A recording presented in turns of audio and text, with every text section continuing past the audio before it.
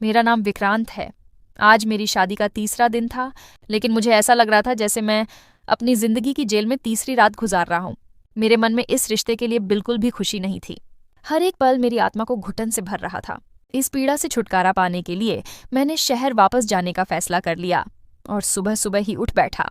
मेरे सीधे साधे नेक दिल पिताजी, जिन्हें सब लोग बाबा जी, गुरु जी कहते थे, उन्होंने मेरे स्वर्गीय चाचा की बेटी सारिका से मेरी मर्जी के खिलाफ मेरी शादी करवा दी थी। सारिका मुझसे 5 साल बड़ी थी। उसकी रंगत गहरी सांवली थी और उसका व्यवहार बिल्कुल देहाती था। जब मैंने अपना सामान समेटना शुरू किया तो वह मुझे रोकने लगी, विनती करने लगी कि इतनी जल्दी ना जाऊं। वह मुझे एक आंख भी नहीं भाती थी। मेरी एकमात्र इच्छा यह थी कि वह मेरी आंखों से ओझल हो जाए। मैंने बाबा जी के कहने पर कड़वा घूंट तो भर लिया था, मगर मैंने अपनी नई पत्नी सारिका से किसी भी तरह की कोई नरमी नहीं बरती और उसे साफ साफ कह दिया कि तुम्हारी शक्ल से मन भर गया है, तुम्हारा यह काला रंग मुझे डराता है। मैंने महसूस किया कि मेरी ये बात सुनकर उसका चेहरा एक पल में मुरझा सा गया था। जब बाबा जी को मेरे शहर जाने का पता चला तो वह भी मुझे मना करने आ गए। उनके सामने मैं एक बहुत ही आज्ञाकारी और ओबीडियंट बेटे का रूप धारण कर लेता था। वह दिन रात मेरी तारीफें करते नहीं थकते थे। मैं उन्हें दुख देना नहीं चाहता था। मैंने काम का बहाना बनाकर उनसे इजाजत मांगी। मैं जब घर से निकला तो सारिका रसोई में व्यस्त थी। मैं उसे बिना बताए ही चला गया और बाहर खुली हवा में एक गहरी सांस ली। सच तो यह था कि गांव के इस माहौल में मेरा दम घुटता था।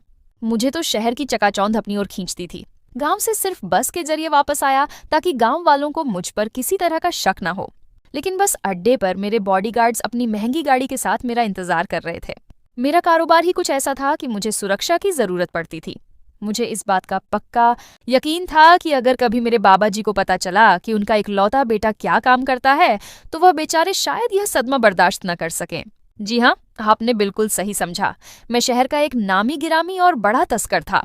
यह उस दिन की बात है जब मैं भेष बदलकर कॉलेज की बस में सवार होकर अपने नए शिकार की तलाश में था। कॉलेज के कम उम्र मासूम लड़के और लड़कियां मेरा निशाना होते थे। मैं उन्हें अपने जाल में फंसाने आया था। मैं अच्छी खासी रकम का लालच देता तो बहुत से नौजवान मेरे एजेंट बनकर तस्करी का काम शुरू कर देते थे। मैं बस में बैठा था जब एक लड़की मेरी सीट के पास आकर खड़ी हो गई।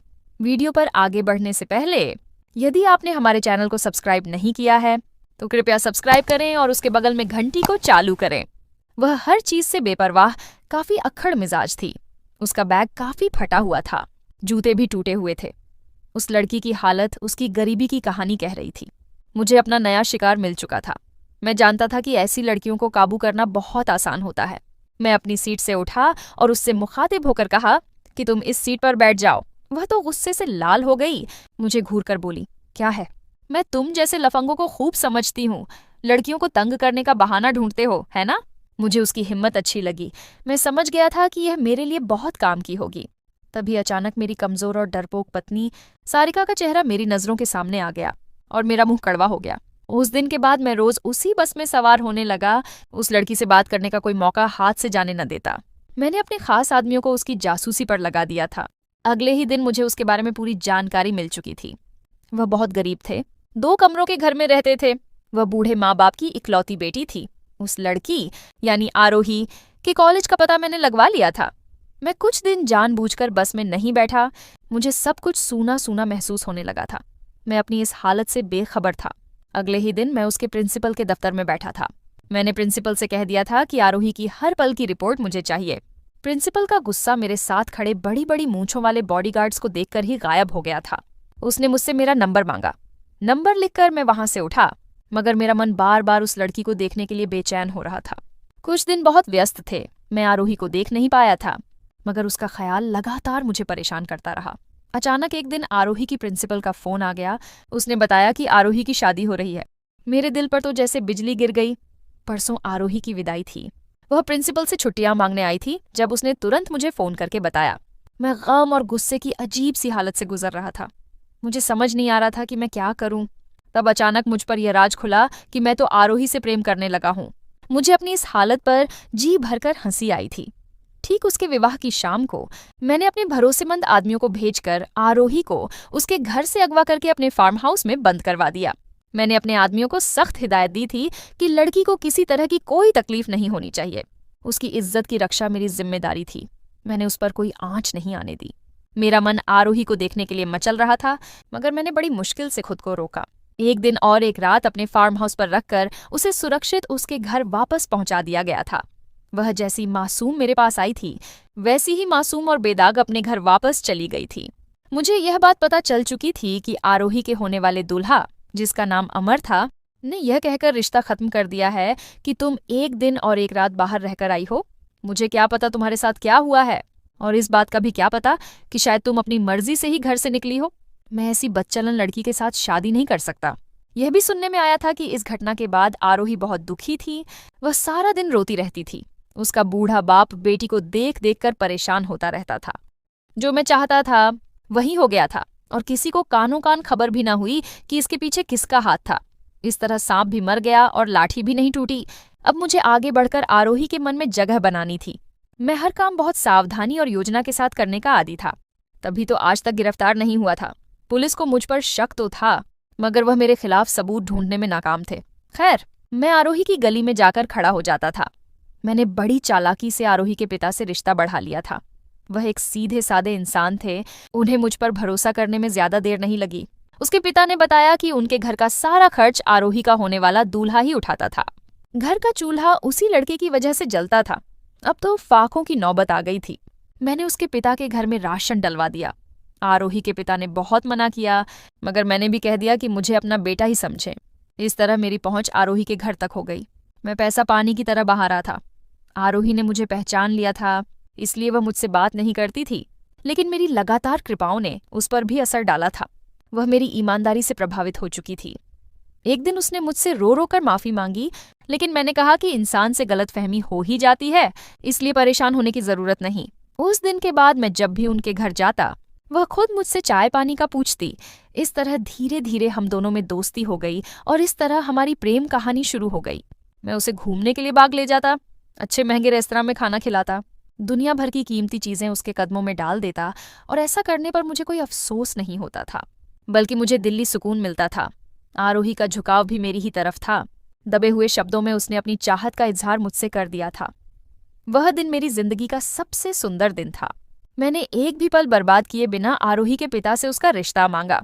उसे कोई आपत्ति नहीं थी, बल्कि वह तो खुशी से फूले नहीं समा रहे थे। आरोही ने भी हाँ कर दी, मगर अचानक उसे मेरी शादी की खबर हो गई। वह सारा दिन रोती रही। उसके आंसू देखकर मेरा दिल फटा जा रहा था।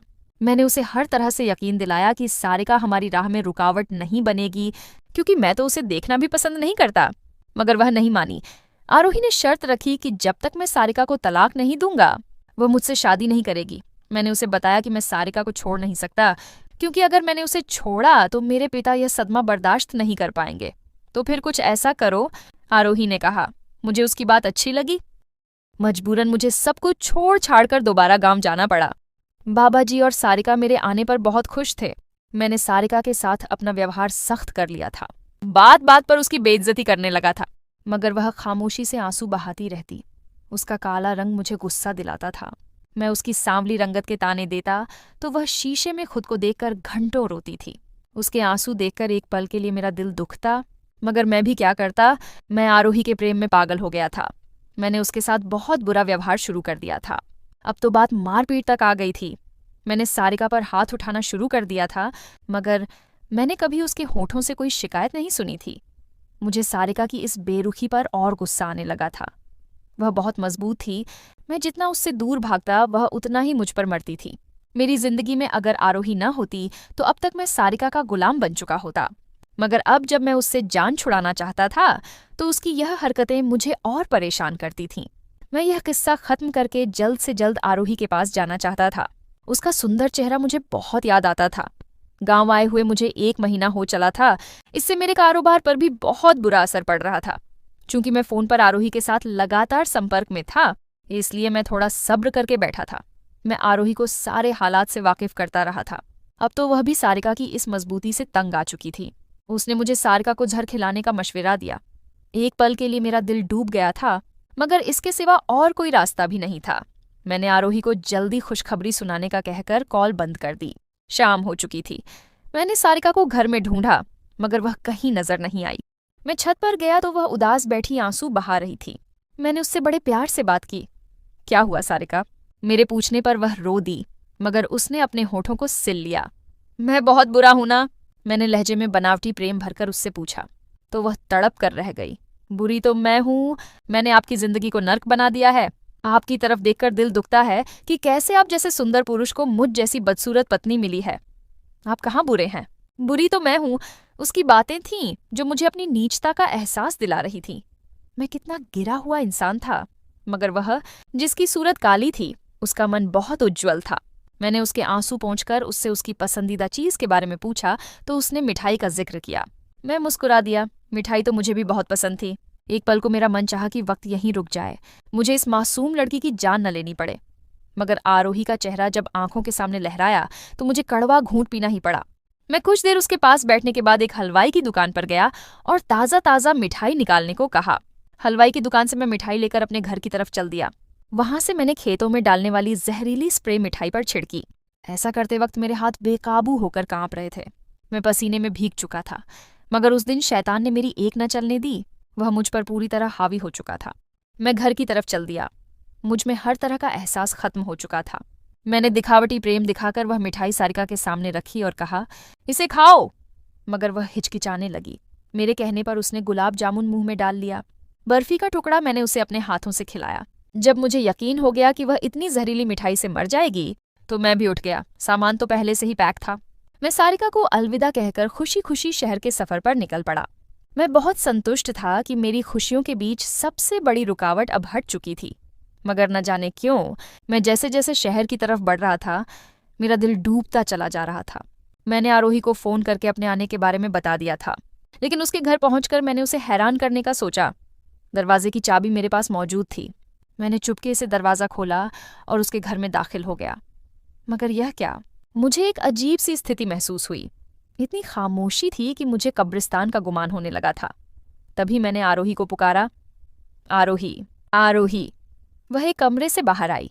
वह बहुत सुंदर लग रही थी और आरोही के हाथ में मिठाई की प्लेट थी। वह खुशी से फूली नहीं समा रही थी। आज हमारे रास्ते से हर तरह की रुकावट खत्म हो चुकी है। आज खुशी का दिन है, ये मिठाई खाओ और खुशी मनाओ। मुझे मिठाई देखकर एक अजीब सा डर महसूस हो रहा था, मगर आरोही के बार बार कहने पर मैंने एक टुकड़ा उठाकर खा ही लिया। वह मुस्कुराती हुई एक कमरे में चली गई। जब उसे काफी देर हो गई और वह न लौटी तो मैं भी उसके पीछे चल दिया। मैंने दरवाजे की ओर से झांका तो मेरे पैरों तले से तो जमीन ही निकल गई। कमरे से एक पुरुष के बोलने की आवाज आ रही थी।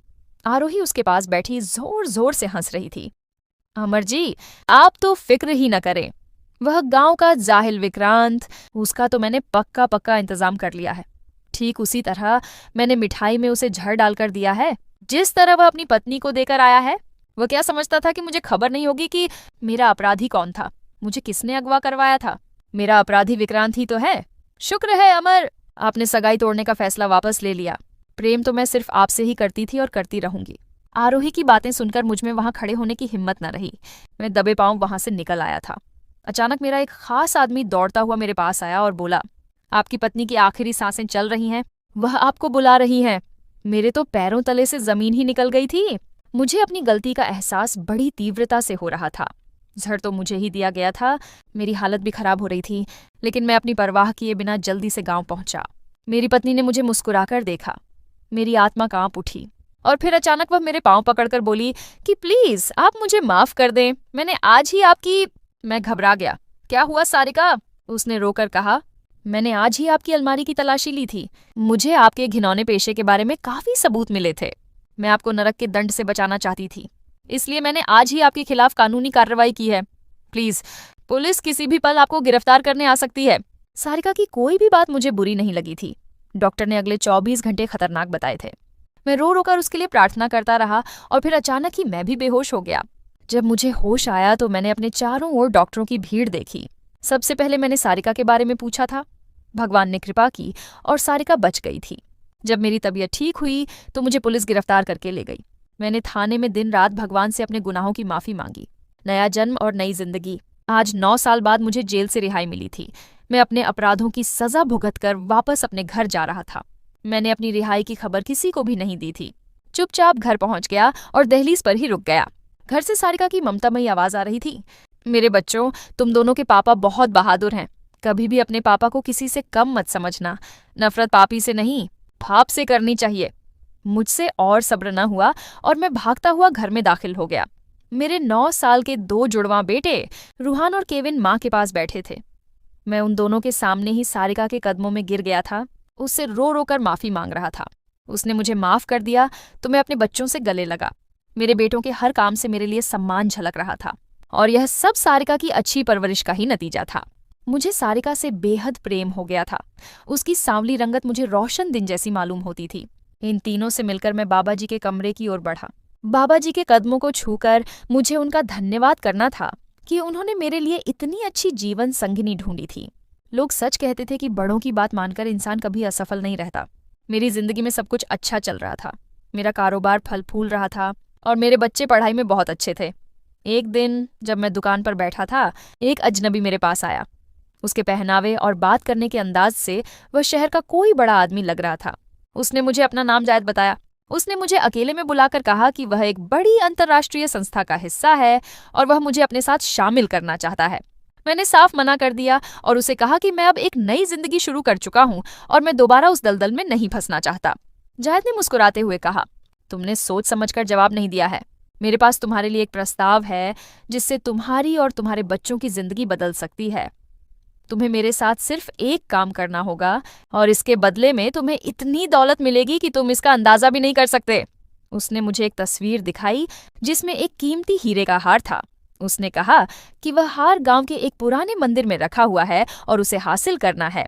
मैंने उससे कहा, जायद, मैंने अपनी जिंदगी का रास्ता बदल लिया है। अब मैं अपने परिवार की इज्जत और मान सम्मान को दांव पर नहीं लगा सकता। मैंने उसे वहां से जाने को कहा और दोबारा कभी न आने की चेतावनी दी। जायद निराश होकर चला गया, मगर उसकी बातें मेरे दिमाग में घूमती रहीं।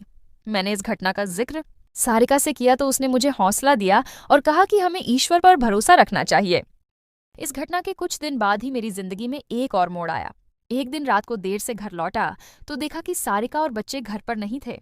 दरवाजे पर एक छोटा सा लिफाफा पड़ा था। मैंने उसे खोला तो उसमें एक छोटा सा कागज था जिस पर लिखा था, तुम्हारे इनकार की सजा तुम्हारा परिवार भुगतेगा। अगर तुम अपने परिवार को दोबारा हासिल करना चाहते हो तो तुम्हें मंदिर से वह हार लेकर आना होगा। ये पढ़कर मेरे होश उड़ गए। ये जायद की धमकी थी। मैं जानता था कि वे लोग खतरनाक हैं और अगर मैंने उनकी बात नहीं मानी तो वह मेरे परिवार को नुकसान पहुंचा सकते हैं। मैंने फैसला किया कि मुझे हर हाल में अपने परिवार को बचाना है। मैंने रातों रात उस मंदिर की तरफ जाने का फैसला किया। मंदिर गांव से काफी दूर पहाड़ी पर था। जब मैं अंदर दाखिल हुआ तो अचानक मेरे पीछे एक आदमी की आवाज आई, विक्रांत, तुम यहाँ क्या कर रहे हो? मैंने मुड़कर देखा तो वह कोई और नहीं, मेरा पुराना दोस्त और पुलिस में मेरा खबरी कमल था। मैंने उसे सब कुछ बताया। कमल ने कहा, विक्रांत, तुमने अपनी जिंदगी में बहुत गलतियां की हैं, मगर अब तुम्हें एक और गलती नहीं करनी चाहिए। ये सब जायद की चाल है। उसका मकसद तुम्हें फंसाकर ये हार चोरी करवाना है और फिर तुम्हें पुलिस के हवाले कर देना है। मैं हैरान हो गया। लेकिन सारिका और मेरे बच्चे कहाँ हैं? उसने मुस्कुराते हुए कहा, वह सब सुरक्षित हैं। मैंने ही उनको एक सुरक्षित जगह पर पहुंचाया था। जब मुझे जायद के बारे में मालूम हुआ तो मैंने यह सब योजना बनाई। जायद की संस्था के बारे में पुलिस को भी खबर थी, इसलिए हमने यह सब किया। इतने में पुलिस वहां पहुंच गई। उन्होंने जायद को रंगे हाथों गिरफ्तार कर लिया। पुलिस के बड़े अफसरों ने मुझे कहा कि तुमने बहादुरी का काम किया है कि जायद के धोखे में नहीं आए। मैंने उनसे कहा, यह सब कुछ मेरे परिवार और मेरे दोस्त कमल की वजह से मुमकिन हुआ। मैंने अपनी गलतियों से सीख लिया है। मुझे यह एहसास हुआ कि सारिका का मुझ पर भरोसा और कमल की दोस्ती ने मुझे दोबारा एक अच्छा इंसान बनने का मौका दिया था। नए संघर्ष और पूर्ण शांति। मेरी जिंदगी में सब कुछ अच्छा चल रहा था, मगर एक दिन जब मैं दुकान पर बैठा था, एक अजीब गरीब व्यक्ति मेरे पास आया। उसकी आंखों में गहरा फरेब और चालाकी थी जो मैंने सिर्फ अपने पुराने काम के समय देखी थी। उसने अपना नाम संदीप बताया।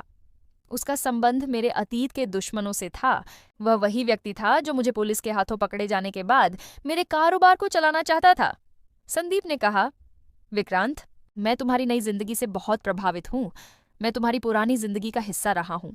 मैंने उसे टोकते हुए कहा, संदीप, मैंने अपनी जिंदगी का रास्ता बदल दिया है। अब मैं ईमानदारी की राह पर हूँ।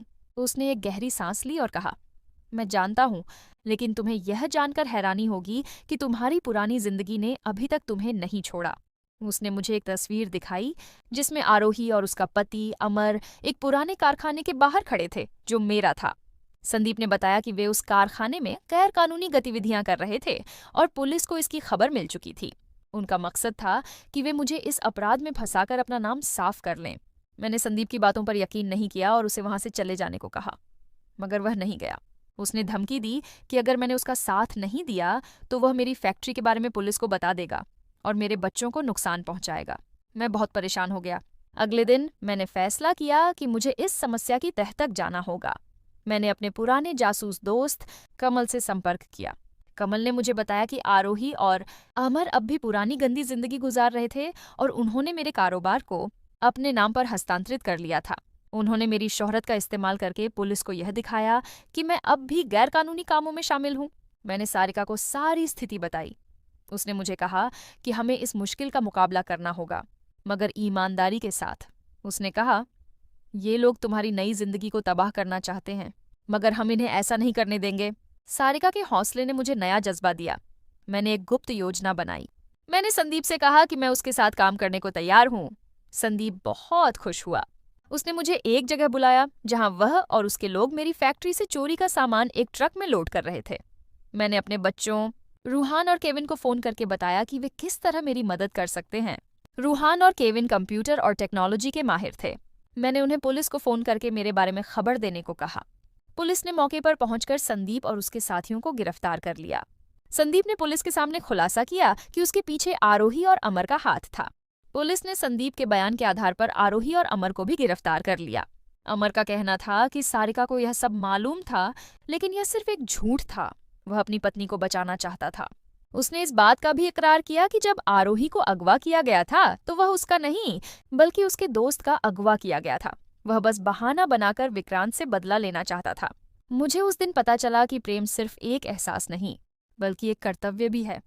सारिका ने मेरे प्रेम और मुझ पर विश्वास किया, और इसी तरह मुझे भी उस पर और अपने बच्चों पर भरोसा था।